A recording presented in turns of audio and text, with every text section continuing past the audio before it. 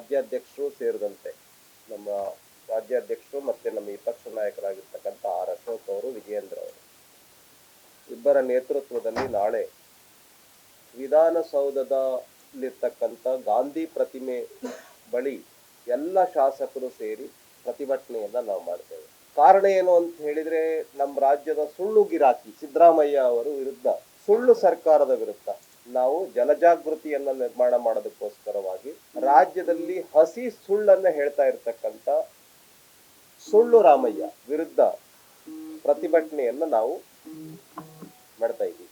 ಏನ್ ಸುಳ್ಳು ಹೇಳ್ತಾ ಇದ್ದಾರೆ? ಕೇಂದ್ರ ಸರ್ಕಾರ ನಮಗೆ ಮೋಸ ಮಾಡ್ತಾ ಇದೆ, ನಮ್ಮ ಕರ್ನಾಟಕ ರಾಜ್ಯದಿಂದ ಎಷ್ಟು ತೆರಿಗೆ ಹೋಗ್ತಾ ಇದೆ ಆ ಪ್ರಮಾಣವಾಗಿ ಕರ್ನಾಟಕ ರಾಜ್ಯಕ್ಕೆ ಬರ್ತಾ ಇಲ್ಲ ಅಂತ ಹೇಳ್ತಾ ಇದ್ದಾರೆ. ಇದಕ್ಕೆ ಪ್ರತಿಯಾಗಿ ನಾವು ಹೇಳ್ತಾ ಇದ್ದೇವೆ, ಓಪನ್ ಆಗಿ ಚರ್ಚೆ ಮಾಡೋಣ, ನೀವು ಬನ್ನಿ, ಓಪನ್ ಆಗಿ ಚರ್ಚೆ ಮಾಡೋಣ ವಿತ್ ಇನ್ವಿಟೇಷನ್, ಪ್ರೆಸ್ನವರೆಲ್ಲರೂ ಕೂಡ ಇರಲಿ. UPA ಗವರ್ಮೆಂಟ್ ಇದ್ದಂತ ಸಂದರ್ಭದಲ್ಲಿ ಕರ್ನಾಟಕ ರಾಜ್ಯಕ್ಕೆ ಬಂದಿರತಕ್ಕಂಥದ್ದು 82,000 ಕೋಟಿ ರೂಪಾಯಿ. ನಮ್ಮ ನರೇಂದ್ರ ಮೋದಿ ಸರ್ಕಾರ ಬಂದ ಮೇಲೆ ಕರ್ನಾಟಕಕ್ಕೆ ಬಂದಿರತಕ್ಕಂಥ ಹಣ 2,13,000 ಕೋಟಿ ರೂಪಾಯಿ. ಯಾವ ಸರ್ಕಾರ ಇದ್ದಾಗ ಜಾಸ್ತಿ? ನಮ್ಮ ಅವರ ಅಧಿಕಾರದಲ್ಲಿ ಅಲ್ಲ, 2004ರಿಂದ 2014ರವರೆಗೆ ಹೇಳ್ತೀನಿ. ಅವಾಗೇನ್ ಕೋವಿಡ್ ಇರ್ಲಿಲ್ಲ? ಅವಾಗ ಕೋವಿಡ್ ಇತ್ತ? ಕೋವಿಡ್ ಇರ್ಲಿಲ್ಲ ಅವಾಗ. ಹಾಗಾಗಿ ಸುಳ್ಳು ರಾಮಯ್ಯ ಅವ್ರಿಗೆ ನಾನು ಹೇಳ್ತೇನೆ, ಯಾರಿಗೆ ನೀವು ಕೋವಿಡ್ ಇಂಜೆಕ್ಷನ್ ಕೊಟ್ರಿ, ಎಷ್ಟು ಆಸ್ಪತ್ರೆಗಳನ್ನ ತೆಗೆದ್ರಿ, ಎಷ್ಟು ಆಸ್ಪತ್ರೆಗಳನ್ನ ಓಪನ್ ಮಾಡಿ ಎಷ್ಟು ಲಕ್ಷಾಂತರ ರೋಗಿಗಳಿಗೆ ನೀವು ಚಿಕಿತ್ಸೆಯನ್ನ ಕೊಟ್ರಿ, ಆ ಥರದ್ದು ಏನು ಕೂಡ ದೊಡ್ಡ ಒಂದು ಅನಾಹುತ ಕರ್ನಾಟಕ ರಾಜ್ಯದಲ್ಲಿ ಆಗಿರ್ಲಿಲ್ಲ, ದೇಶದಲ್ಲಿ ಆಗಿರ್ಲಿಲ್ಲ. ಇಂತಹ ಸಂದರ್ಭದಲ್ಲೂ ಕೂಡ 2,13,000 ಕೋಟಿ ರೂಪಾಯಿ ಕರ್ನಾಟಕ ರಾಜ್ಯಕ್ಕೆ ಬಂದಿದೆ. It is the ever highest in Karnataka economic history. ಎರಡನೇ ಸಂಗತಿ ನಾನು ಹೇಳೋದಕ್ಕೆ ಬಯಸ್ತೇನೆ, ಕರ್ನಾಟಕ ರಾಜ್ಯದಲ್ಲಿ ರೈತರು ಆತ್ಮಹತ್ಯೆ ಮಾಡ್ಕೊಳ್ತಾ ಇದ್ದಾರೆ. ಬರಗಾಲ ಬಂದಿದೆ, ನೀವೇನ್ ಮಾಡ್ತಾ ಇದ್ದೀರಿ?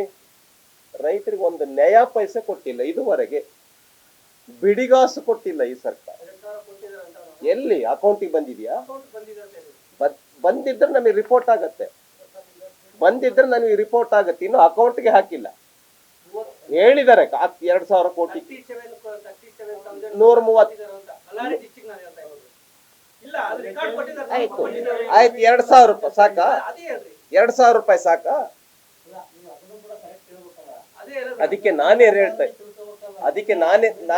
ಹೇಳ್ತಾ ಇದ್ದೇನೆ, ನಮ್ಮ ಸರ್ಕಾರ ಇದ್ದಂತ ಸಂದರ್ಭದಲ್ಲಿ 4,000 ರೂಪಾಯಿ ಕರ್ನಾಟಕ ಪಾರ್ಟಿಯಿಂದ ಕೊಡ್ತಾ ಇದ್ವಿ ರೈತರಿಗೆ, ಅದನ್ನು ಕೂಡ ರದ್ದು ಮಾಡಿದ್ರಿ. ಕಿಸಾನ್ ಸನ್ಮಾನ್ ನಿಧಿಗೆ 4,000 ರೂಪಾಯಿ ರದ್ದು ಮಾಡಿದ್ರಿ. ಹಾಲಿನ ಪ್ರೋತ್ಸಾಹಧನ ನಾವೇನ್ ಕೊಡ್ತಾ ಇದ್ವಿ ಅದನ್ನ ಇನ್ನೂ ಕೊಟ್ಟಿಲ್ಲ, 719 ಕೋಟಿ ರೂಪಾಯಿ ಬಾಕಿ ಉಳಿಸ್ಕೊಂಡಿದ್ದೀರಾ ಈಗ. ಆಮೇಲೆ ರೈತರ ಪಂಪ್ ಸೆಟ್ಗಳಿಗೆ ನಾವು ಎಲೆಕ್ಟ್ರಿಸಿಟಿ ಉಚಿತವಾಗಿ ಕೊಡ್ತಾ ಇದ್ವಿ. ಅಷ್ಟೇ ಅಲ್ಲ, ಆ ಟ್ರಾನ್ಸ್ಫಾರ್ಮರ್ಗಳು, ಈ ಎಲೆಕ್ಟ್ರಿಸಿಟಿ ಲೈನ್ ಅನ್ನ ಹಾಕೊಳ್ಳೋದಕ್ಕೆ ಈ ತರದಕ್ಕೆಲ್ಲ 2 ಲಕ್ಷದಿಂದ 3 ಲಕ್ಷ ರೂಪಾಯಿ ಒಂದು ಬೋರ್ವೆಲ್ ಹಾಕಿದ್ದು ಖರ್ಚು ಬರುತ್ತೆ. ಅದನ್ನ ರೈತರೇ ಭರಿಸ್ಬೇಕು ಅಂತ ಈ ಸರ್ಕಾರ ಹೇಳ್ತಾ ಇದೆ. ಮುಂಚೆ ನಾವು ಅದನ್ನ ನಾವೇ ಮಾಡ್ತಾ ಇದ್ವಿ ನಮ್ಮ ಸರ್ಕಾರ ಇದ್ದಾಗ. 1 ಎಕರೆಗೆ 500 ರೂಪಾಯಿ ಡೀಸೆಲ್ ಖರ್ಚು ಅಂತ ರೈತರಿಗೆ ಕೊಡ್ತಾ ಇದ್ವಿ 1 ಎಕರೆಗೆ, ಅದನ್ನ ರದ್ದು ಮಾಡಿದ್ರಿ. ಹೀಗೆ ಇದೊಂದು ರೈತ ವಿರೋಧಿ ಸರ್ಕಾರ. ಮಹಿಳೆಯರಿಗೆ 500 ರೂಪಾಯಿಯನ್ನ ಕೊಡ್ತಾ ಇದ್ವಿ, ಅದನ್ನ ರದ್ದು ಮಾಡಿದ್ರಿ. 2,000 ಕೊಡ್ತಾ ಇದ್ದೀರಿ. ಯಾರನ್ನ ಕೊಡೋದು? 1 ಕ್ವಾರ್ಟರ್ಗೆ ಎಷ್ಟು ಹೆಚ್ಚಿಗೆ ಮಾಡಿದ್ರಿ? 50 ರೂಪಾಯಿ ಹೆಚ್ಚಿಗೆ, 60 ರೂಪಾಯಿ ಹೆಚ್ಚಿಗೆ ಮಾಡಿದ್ರಿ 1 ಕ್ವಾರ್ಟರ್ಗೆ.